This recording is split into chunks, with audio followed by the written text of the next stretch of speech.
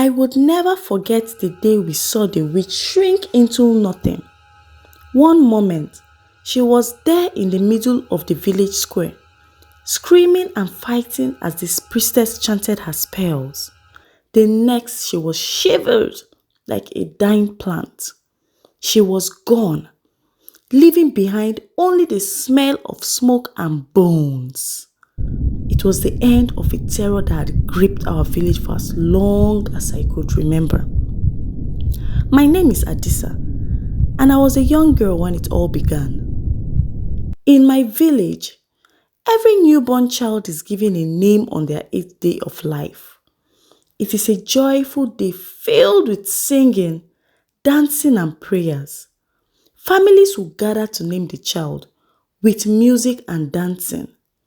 But for many years, our joy turned to sorrow within a year. Every child whose naming ceremony the witch attended would die before their first birthday. The old people in the village said she was not always this way. A long time ago, the witch, Mama Ofure, was a kind woman who helped people with herbs and healing. But something changed. It was whispered that she had made a terrible deal with dark spirits to extend her life. She had lived for over 180 years, and no one knew her true age. Her secret, the life of every child she touched. Mama Ofure would always come to the naming ceremony uninvited, smiling her crooked smile and saying sweet words to the parents. She would place her hand on the baby's forehead just for a moment and murmur something that no one could hear. The parents thought it was a blessing, but it was a curse. She was stealing their lives to add to her own. When I was 10, the king finally decided that enough was enough.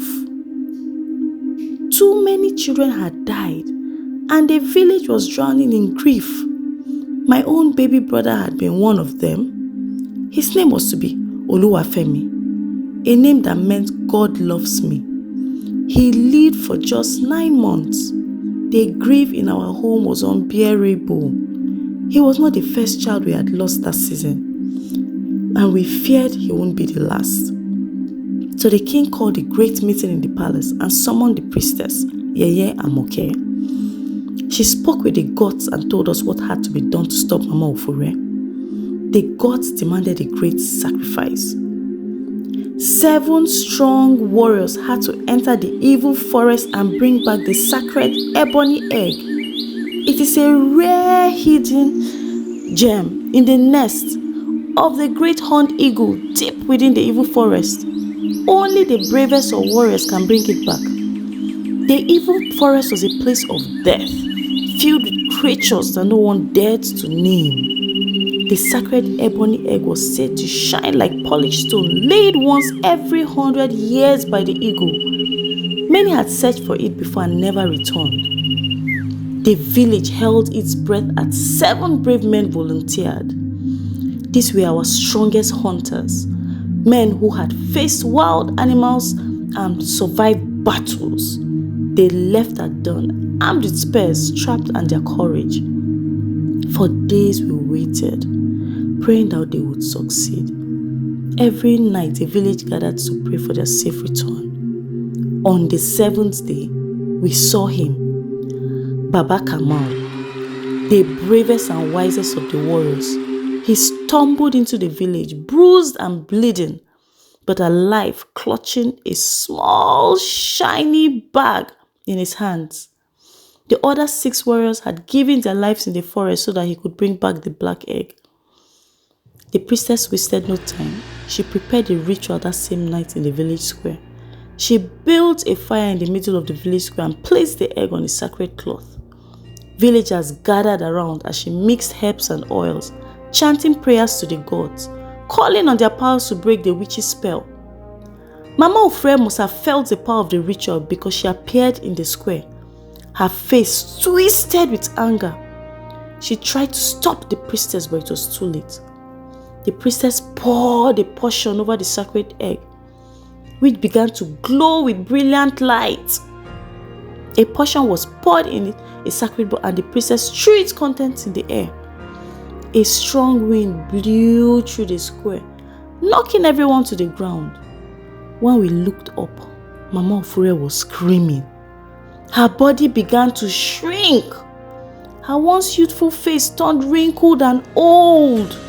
She tried to run, but her legs gave out. In a matter of moments, she was no bigger than a child. Then with a loud crack, she disappeared into thin air, leaving only her bones.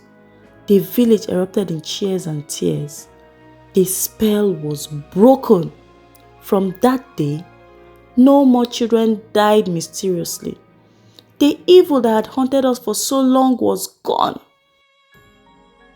Baba Kamal became a hero. Though he said little about what he faced in this evil forest, the priestess gave him the highest blessing, and the king promised that his name will never be forgotten. From that day on, the village thrived, children grew, and naming ceremony became joyous again. Baba Kamal's courage saved our village children, and our village found peace. And even now, and as an old woman, I sometimes think of Mama Ofure.